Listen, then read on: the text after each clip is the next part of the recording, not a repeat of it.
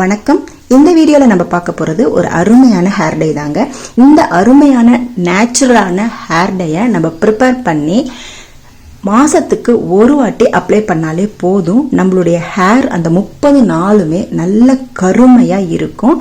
அந்த hair dye எப்படி prepare பண்றது அப்படிங்கறத இப்போ நம்ம வீடியோக்குள்ளார போகலாம். இந்த ஹேர் டை பண்றதுக்கு நான் ஃபர்ஸ்ட் ஒரு பெரிய வெங்காயம் எடுத்திருக்கேன்.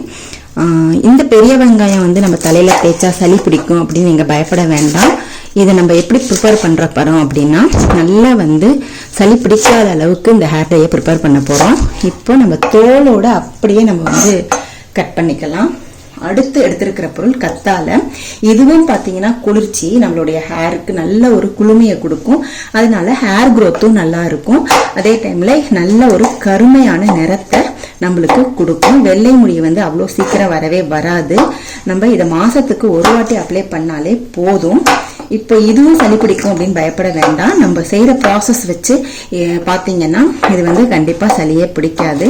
இப்போ தேவையான அளவு நான் வந்து கத்தாழையும் கட் பண்ணி எடுத்துக்கிறேன். கத்தாழையை வந்து நான் முதல்ல நல்லா வந்து கழுவி எடுத்து வச்சிருக்கேன். அடுத்த பொருள் பார்த்தீங்க அப்படின்னா கருவேப்பிலைங்க. இந்த கருவேப்பிலையில நம்மளுக்கு ஹேர் growth-க்கான நிறைய பெனிஃபிட்ஸ் இருக்கு. அதே மாதிரி இந்த பெரிய வெங்காயத்திலும் பார்த்தீங்கன்னா சல்ஃபர் இருக்கிறதுனால நம்மளுடைய ஹேர் growth-க்கு இது நல்ல ஒரு ரிசல்ட்டை கொடுக்கும். அதே மாதிரி நல்ல ஒரு கருமையான முடியையும் நம்மளுக்கு கொடுக்குங்க. இப்போ இதை எல்லாத்தையும் நம்ம ஒரு மிக்ஸி ஜார்ல போட்டு நல்லா நைஸா அரைச்சி எடுத்துக்கலாம். இப்போ நான் ஒரு மிக்ஸி ஜார்ல சேர்த்துக்கிறேன். கொஞ்சமா தண்ணி ஊத்திட்டு நம்ம நைஸா அரைச்சி எடுத்துக்கலாம்.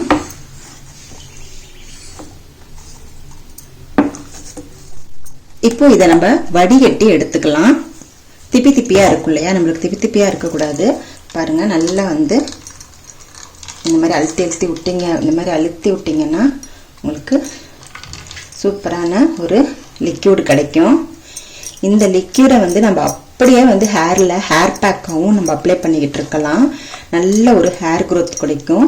ஆனால் இதை இப்போ நம்ம ஹேர் டை ப்ரிப்பேர் பண்ணுறதுக்கு யூஸ் பண்ண போகிறோம். இப்போ நல்லா வந்து வடிகட்டி எடுத்துட்டோம். இப்போ ஒரு இரும்பு கடாய் எடுத்துக்கோங்க. அதில் 1 டம்ளர் அளவு தண்ணி சேர்த்துக்கோங்க.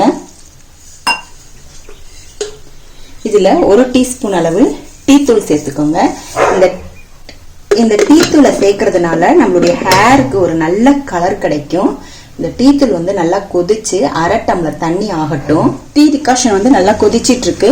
இதுல நம்ம 1 டீஸ்பூன் அளவு கருஞ்சீரகத்தூளை சேர்த்துக்கலாம். இந்த கருஞ்சீரகத்தூளை சேர்க்கறதுனால நம்மளுடைய ஹேர் growth ரொம்பவே நல்லா இருக்கும். அதே மாதிரி நம்மளுடைய வெள்ளை முடி எல்லாமே கருமையா மாறி ரொம்ப நாளைக்கு அந்த கருமை நிக்கிறதுக்கு நல்ல ஒரு ஹெல்ப்ஃபுல்லா இந்த கருஞ்சீரகம் இருக்கும். மிக்ஸ் பண்ணி விட்டுருங்க. இது வந்து ஒரு 2 மினிட்ஸ் கொதிக்கட்டும். வடிகட்டி வச்சிருக்கிற இந்த கத்தாழை வெங்காயம் இதெல்லாம் போட்டோம் இல்லையா, அந்த இதை வந்து இதுல ஊத்திட்டு ஸ்டவ்வை டக்குன்னு ஆஃப் பண்ணிடுங்க. இந்த மாதிரி நம்ம சூடோட ஊத்தும் போது ரொம்பவும் சூடாகாது. அதே டைம்ல இந்த கத்தாழை வெங்காயம்லாம் தேய்க்கிறதுனால சளி பிடிக்கும் அப்படின்னு நினைக்கிறவங்களுக்கு சளியே பிடிக்காது. ஹேர் டையை நம்ம ரெகுலரா யூஸ் பண்ணிக்கிட்டு இருந்தோம் அப்படின்னா வெள்ளை முடி வந்து நிரந்தரமே நல்ல கருமையா மாறிடுங்க. அதாவது நான் சொல்றது வந்து பாத்தீங்கன்னா இளநரை இருக்கிறவங்களுக்கு, வயசானவங்களுக்கு வந்து ஒரு தடவை நரைச்சிச்சுன்னா நம்ம அடிக்கடி ஹேர் டை அப்ளை பண்ணிக்கிட்டு தான் இருக்கணும். இளநரை இருக்கிறவங்களுக்கு நம்ம ரெகுலரா யூஸ் பண்ணிக்கிட்டு இருக்கும்போது நல்ல ஒரு ரிசல்ட் கிடைக்கும். ஃபியூச்சர்ல நம்ம இந்த ஹேர் டை அப்படின்ற பேச்சுக்கே இடம் இல்லாம போயிடும். இப்போ இது நல்லா வந்து ஆறட்டும். இப்போ டீ டிகாஷன் நல்லா ஆறிடுச்சு. நம்ம வடிகட்டிக்கலாம். பாருங்க எவ்வளோ கருப்பா இருக்கு. நம்ம போட்ட பொருட்கள் எல்லாமே அந்த இரும்பு கடாயில கொஞ்ச நேரம் வச்ச உடனே எல்லா பொருட்களுமே நல்லா கருப்பாயிடுச்சு. அதுவும் இல்லாம இதுல வந்து நம்ம கருஞ்சீரகம் சேர்த்திருக்கோம். பாருங்க, தண்ணியே பாருங்க எவ்வளோ பிளாக்கா இருக்கு. நம்மளுக்கு தேவையான அளவு மருதாணி பொடியை சேர்த்துக்கலாம். அவங்க ஹேருக்கு எவ்வளோ தேவையோ அந்த அளவுக்கு சேர்த்துக்கோங்க.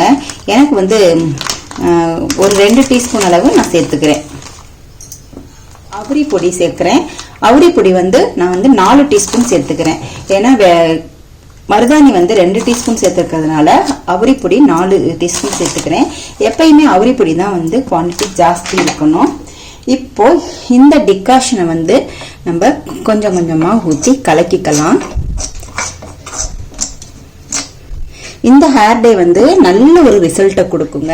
நிறைய பேர் மருதாணி அவரிப்பொடி ரெண்டுமே போட்டாலே ரொம்ப நாளைக்கு இந்த ஹேர் டே வந்து தலையில நிக்க மாட்டேங்குது அப்படின்னு சொல்றாங்க. அதே மாதிரி மருதாணியை ஒரு நாள் போட்டுட்டு அடுத்த நாள் அவரிப்பொடியை வந்து போடும்போது ப்ராசஸ் ஜாஸ்தியா இருக்கு, ஸோ ஒரே ப்ராசஸா வந்து எங்களுக்கு சொல்லுங்க அப்படின்னு சொல்லிட்டு கமெண்ட்ல கேட்டிருந்தாங்க. அவங்களுக்காகவும் இந்த வீடியோ.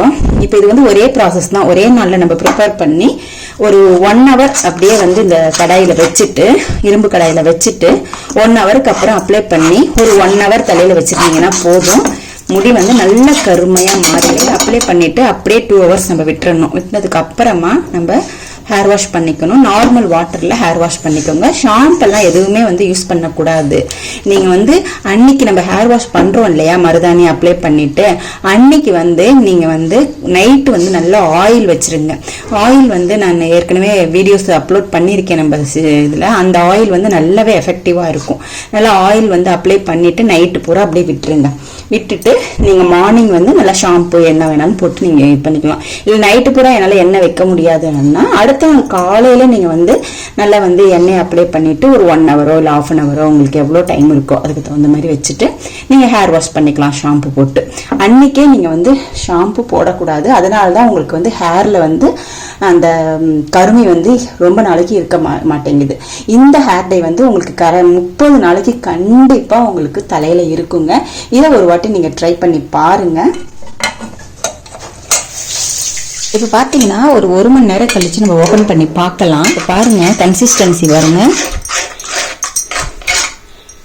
இந்த அளவுக்கு கன்சிஸ்டன்சி ஆயிருக்கு. இது கரெக்டா இருக்கும் நம்ம ஹேர்ல அப்ளை பண்றதுக்கு.